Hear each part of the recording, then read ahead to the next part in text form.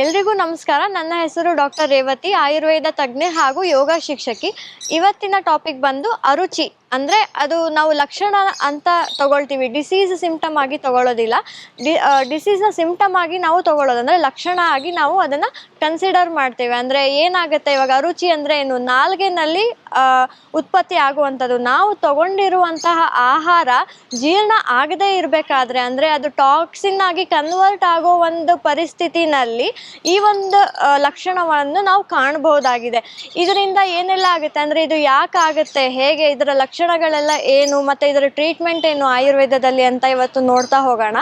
ಮೊದಲಿಗೆ ಅಂದರೆ ಯಾವ ಕಾರಣದಿಂದ ಇದು ಆಗುತ್ತೆ ಅಂತ ಹೇಳೋದಾದರೆ, ಇವಾಗ ನೀವು ಏನಾದರೂ ಬೆಳಗ್ಗೆ ಬ್ರೇಕ್ಫಾಸ್ಟ್ ಮಾಡಿರ್ತೀರಾ, ಅದು ಡೈಜೆಸ್ಟ್ ಆಗದೇ ಇರೋ ಸಂದರ್ಭದಲ್ಲಿ ಅದ್ರ ಜೊತೆ ಸ್ನ್ಯಾಕ್ಸ್ ಅಂತ ಮಧ್ಯದಲ್ಲಿ ಏನಾದರೂ ತಿಂದ್ಕೊಂಡ್ರೆ, ಮತ್ತು ಅದು ಡೈಜೆಸ್ಟ್ ಆಗದಿರೋ ಮಧ್ಯಾಹ್ನ ಊಟ ಮಾಡಿದಾಗ ಈ ಥರ ಆ್ಯಡ್ ಅಪ್ ಆಗ್ತಾ ಹೋಗ್ತಾ ಅದು ನಮ್ಮ ದೇಹದಲ್ಲಿ ಅಲ್ಪ ಮಾತ್ರಕ್ಕೆ ಡೈಜೆಷನ್ ಆಗಿ ಮಿಕ್ಕಿದ ಆಹಾರ ಟಾಕ್ಸಿನ್ಸ್ ಆಗಿ ಕನ್ವರ್ಟ್ ಆಗುತ್ತೆ. ಇದು ಟಾಕ್ಸಿನ್ ಕನ್ವರ್ಟ್ ಆಗಿರೋದು ಮೊದಲು ನಮಗೆ ಕಂಡು ಬರೋದು ನಾಲ್ಗೆ ಭಾಗದಲ್ಲಿ, ಅಂದರೆ ನಮ್ಮ ಟಂಗ್ ರೀಜನ್ನಲ್ಲಿ. ಸೊ ಅವಾಗ ಏನಾಗುತ್ತೆ, ನಮಗೆ ಅಲ್ಲಿ ಒಂಥರ ಟೇಸ್ಟ್ಲೆಸ್ನೆಸ್, ಏನೇ ಪದಾರ್ಥ ತಿಂದ್ರೂ ನಮಗದು ರುಚಿ ತಾಗೋದಿಲ್ಲ, ಅಂದರೆ ಅದು ಭಾಸ ಆಗೋದಿಲ್ಲ ನಮಗೆ. ಇವಾಗ ಖಾರ ಏನಾದರೂ ತಿಂದರೆ ಅಥವಾ ಏನಾದರೂ ಸ್ವೀಟ್ ಏನಾದರೂ ತಿಂದರೆ ಒಂಥರ ಏನೋ ಕಿರಿಕಿರಿ ಆಗಿರ್ಬೋದು.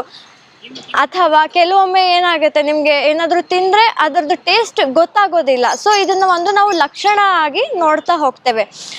ಬೇರೆ ಕಾರಣಗಳು ಏನಾಗಿರ್ಬೋದು ಇದಕ್ಕೆ ಅಂತ ತಗೊಂಡ್ರೆ, ಇವಾಗ ನೀವು ಎಲ್ಲಾದರೂ ಹೊರಗಡೆ ಹೋದಾಗ ಡ್ರೈಡ್ ಫುಡ್ಸ್ ತಿಂದಾಗ, ಅಥವಾ ಏನಾದರೂ ತುಂಬ ಕರೆದಿರುವಂತಹ ಪದಾರ್ಥಗಳಾಗಿರ್ಬೋದು, ಅಥವಾ ಮೈದಾ ಪ್ರಾಡಕ್ಟ್ಸ್ ಆಗಿರ್ಬೋದು, ಇದನ್ನೆಲ್ಲ ತಿಂದಾಗ ಇಂಥ ಒಂದು ಸಂದರ್ಭಗಳು, ಅಂದರೆ ಅದು ಜೀರ್ಣ ಆಗಿಲ್ಲ ನಿಮಗೆ ಮಾರನೇ ದಿನಕ್ಕೆ, ಅಂದರೆ ಸರಿಯಾಗಿ ಜೀರ್ಣ ಆಗದೇ ಇರೋ ಸಂದರ್ಭದಲ್ಲಿ ಈ ಥರ ನಿಮಗೆ ನಾಲ್ಗೆ ರುಚಿ ಅನ್ನೋದು ಹೋಗ್ಬಿಡುತ್ತೆ.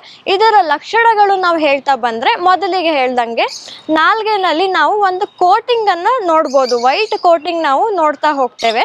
ಅದರ ಜೊತೆಗೆ ನಿಮಗೆ ಏನೇ ತಿಂದ್ರು ಅಥವಾ ಏನೇ ನೀರು ಕುಡಿದ್ರೂ ಅದರದ್ದೊಂದು ಸುಖ ಸಿಗೋದಿಲ್ಲ. ಅಂದರೆ ಇವಾಗ ಏನೋ ಒಂದು ಆಹಾರ ತಿಂತೀರಾ ಅಂತ ಆದಾಗ ತೃಪ್ತಿ ಇರೋದಿಲ್ಲ, ತಿಂದಿರುವಂತಹ ಆಹಾರದ ಮೇಲೆ ತೃಪ್ತಿ ಇರೋದಿಲ್ಲ, ಅದು ಒಂದು. ಆಮೇಲೆ ಹೊಟ್ಟೆ ಭಾಗದಲ್ಲಿ, ಇವಾಗ ನಿಮ್ದು ಸ್ಟಮಕ್ ರೀಜನ್ ಅಲ್ಲಿ ಅಂತ ಏನು ಹೇಳ್ತೀವಿ, ಅಲ್ಲಿ ಒಂದು ಸ್ವಲ್ಪ ನಿಮಗೆ ಹೊಟ್ಟೆ ಉರಿ ಅಂತ ಆಗಿರ್ಬೋದು, ಅಥವಾ ಹೊಟ್ಟೆ ನೋವು ಶುರು ಆಗ್ಬೋದು.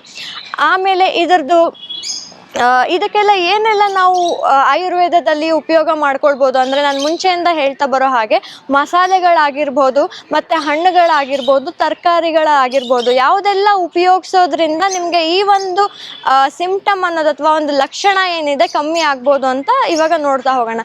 ಮೊದಲಿಗೆ ಯಾವೆಲ್ಲ ಮಸಾಲೆಗಳು ನಾವು ಉಪಯೋಗಿಸ್ಕೊಳ್ಬೋದು ಅಂದರೆ, ಇಲ್ಲಿ ನಾನು ಮೇಜರ್ ಆಗಿ 4 ಮಸಾಲೆ ಪದಾರ್ಥಗಳನ್ನು ನಾನು ಹೇಳ್ತಾ ಹೋಗ್ತೀನಿ. ಮೊದಲಿಗೆ ಬಂದು ಜೀರಿಗೆ, ಎರಡನೇದು ಬಂದು ನಿಮಗೆ ಶುಂಠಿ, ಆಮೇಲೆ ಮೂರನೇದು ಓಂ ಕಾಳು. ಇದು ತುಂಬ ಮುಖ್ಯ ಪಾತ್ರ ವಹಿಸುತ್ತೆ. ಓಂ ಕಾಳು ಏನಿದೆ ತುಂಬ ಉಪಯೋಗಕರ ಎಲ್ಲ ಒಂದು ಡಿಸೀಸ್ ಸಿಂಪ್ಟಮ್ಸ್ ಅಲ್ಲಿ. ಹಾಗೂ ಅರುಚಿ ಅಂದರೆ ಇವಾಗ ಏನು ನಾವು ಟಾಪಿಕ್ ಡಿಸ್ಕಸ್ ಮಾಡ್ತಾ ಇದ್ದೀವಿ, ಈ ಒಂದು ಕಂಡೀಷನಲ್ಲಂತೂ ತುಂಬ ಉಪಯೋಗಕರ. ಇದು ಬಿಟ್ಟರೆ ನಿಮಗೆ ಮೆಣಸಿನ ಕಾಳು. ಆಮೇಲೆ ಇವಾಗ ತರಕಾರಿಗಳಲ್ಲಿ ಅಂತ ಬಂದರೆ, ಇವಾಗ ಈ ನೆಲದ ಮೇಲೆ ಬೆಳೆಯುವಂತಹ ತರಕಾರಿಗಳು ಏನಿದೆ ಅಂದರೆ, ಇವಾಗ ಕುಂಬಳಕಾಯಿ ಆಗಿರ್ಬೋದು, ಸೋರೆಕಾಯಿ, ಅದಾದಮೇಲೆ ಕುಂಬಳಕಾಯಿ ಆಗಿರ್ಬೋದು, ಇಂಥವೆಲ್ಲ ತುಂಬ ಉಪಯೋಗಕರ. ಇದರ ಜೊತೆಗೆ ಕ್ಯಾರೆಟ್, ಅಂದರೆ ಬೇಯಿಸಿದ ಕ್ಯಾರೆಟ್ ಏನಿದೆ ತುಂಬ ಉಪಯೋಗಕರ ಆಗುತ್ತೆ. ಇಲ್ಲಿ ಸಾಮಾನ್ಯವಾಗಿ ನಾವು ತರಕಾರಿಗಳು ಅಂತ ಹೇಳಿದಾಗ ಇವಾಗ ಬೇಯಿಸದೇ ಇರುವಂತಹ ತರಕಾರಿಗಳ ಬಗ್ಗೆ ಮಾತಾಡ್ತಾ ಹೋಗ್ತೀವಿ. ಬಟ್ ಕೆಲವೊಂದು ಡಿಸೀಸ್ ಕಂಡೀಷನಲ್ಲಿ ಬೇಯಿಸಿರುವಂತಹ ಆಹಾರ ತುಂಬ ಉಪಯೋಗಕರ ಆಗುತ್ತೆ. ಹಾಗಾಗಿ ಇಲ್ಲಿ ನಾವು ಬೇಯಿಸಿರುವಂಥದ್ದು ಬಗ್ಗೆ ಮಾತಾಡ್ತಾ ಇರೋದು. ಇದು ಹೊರತುಪಡಿಸಿದ್ರೆ ನಿಂಬೆ ಹಣ್ಣಿನ ರಸ, ತದನಂತರ ಹಣ್ಣುಗಳು, ಅಂದರೆ ಯಾವುದೆಲ್ಲ ಹಣ್ಣುಗಳು ಉಪಯೋಗಕರ ಈ ಒಂದು ಕಂಡೀಷನ್ಗೆ ಅಂತಂದರೆ, ಮತ್ತು ದಾಳಿಂಬೆ ಹಣ್ಣು, ತದನಂತರ ಬೇಯಿಸಿದಂತಹ ಆ್ಯಪಲ್. ನೀವು ಇದೆಲ್ಲೂ ಕೇಳಿರ್ಲಿಕ್ಕಿಲ್ಲ, ಸಾಮಾನ್ಯವಾಗಿ ಆ್ಯಪಲ್ ನಾವು ಹಾಗೆ ತಿಂದು ರೂಢಿ. ಬಟ್ ಬೇಯಿಸಿರುವಂತಹ ಆ್ಯಪಲ್, ಅಂದರೆ ಅದನ್ನು ಬೇಯಿಸಿ ಚೆನ್ನಾಗಿ ಸ್ಮ್ಯಾಶ್ ಮಾಡಿ ಅದನ್ನು ತಿನ್ನೋದ್ರಿಂದ ನಿಮ್ಮ ನಾಲ್ಗೆ ರುಚಿ ನಿಮಗೆ ವಾಪಸ್ ನೀವು ಪಡ್ಕೊಳ್ಬಹುದಾಗಿದೆ. ಇವಾಗ ಇದಿಷ್ಟೆಲ್ಲ ಹೇಳಿದೆ ಅಲ್ವಾ, ಇವಾಗ ಮೇಲೆ ಮಸಾಲೆಗಳು ಹೇಳಿದೆ, ಆಮೇಲೆ ಒಂದಿಷ್ಟು ತರಕಾರಿಗಳೆಲ್ಲ ಹೇಳಿದೆ. ಯಾವ ಒಂದು ರೆಸಿಪೀಸ್ ಮಾಡ್ಕೊಳ್ಳೋ ಮಾಡ್ಕೊಳ್ಳೋದ್ರಿಂದ, ಹೇಗೆ ರೆಸಿಪಿಗಳು ಮಾಡ್ಕೊಳ್ಳೋದ್ರಿಂದ ನಾಲ್ಗೆ ರುಚಿ ನಿಮಗೆ ವಾಪಸ್ ಬರುತ್ತೆ ಅಥವಾ ಆ ಒಂದು ಸಿಂಪ್ಟಮ್ ಕಮ್ಮಿ ಆಗುತ್ತೆ ಅಂತ ಹೇಳೋದಾದರೆ, ಇಲ್ಲಿ ನಾನು ಮತ್ತೆ 3 ಪ್ರಿಪರೇಷನ್ನ ಹೇಳೋದಕ್ಕೆ ಇಷ್ಟಪಡ್ತೀನಿ. ಒಂದು ಜೀರಿಗೆ ನೀರು ಅಂದರೆ ಜೀರಕ ಜಲ ಅಂತ ಹೇಳ್ತೀವಿ.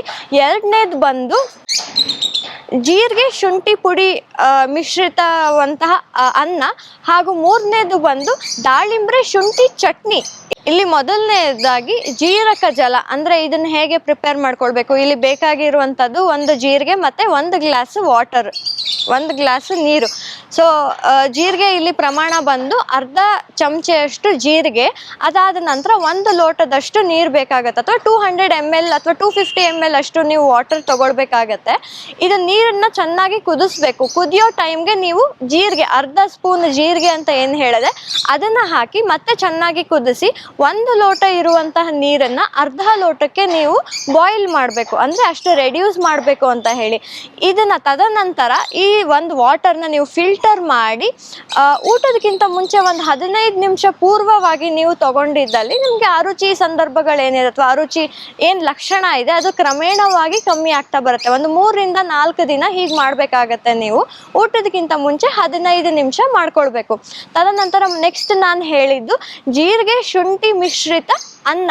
ಅಂದರೆ ಒಂದು ಸ್ವಲ್ಪ ಒಂದು ಬಾಣಲಿಲಿ ಒಂಚೂರು 1 ಸ್ಪೂನಷ್ಟು ತುಪ್ಪ ತಗೊಂಡು ಅದರಲ್ಲಿ ನೀವು ಚೆನ್ನಾಗಿ 1 ಸ್ಪೂನಿನಷ್ಟು ಜೀರಿಗೆಯನ್ನು ಹುರಿದು ಅದಕ್ಕೆ ಒಂದು ಸ್ವಲ್ಪ ಶುಂಠಿ ಪುಡಿಯನ್ನು ಹಾಕಿ ಮಿಕ್ಸ್ ಮಾಡಿ ಚೆನ್ನಾಗಿ ಹುರ್ಕೊಳ್ಬೇಕು, ಅಥವಾ ಅದರದ್ದೊಂದು ಪೇಸ್ಟ್ ಮಾಡಿ ಇಟ್ಕೊಂಡ್ರೂ ಪರವಾಗಿಲ್ಲ.